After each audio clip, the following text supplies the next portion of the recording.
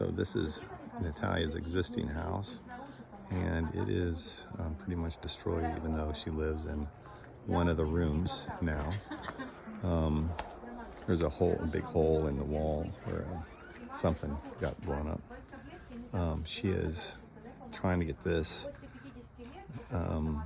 house converted. This is a little outbuilding converted into a house, and she needs 3 windows. That will just be enclosed, and then the roof. It's not a real big roof.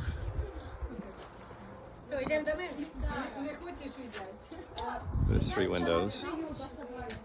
And she's had workers working on it, and they've already put in this part. And she has a peach here that she can heat the house with. She has electricity already. But she needs 3 windows and the roof. And she is going to live in here this winter. So if you could help with that, that would be life-changing.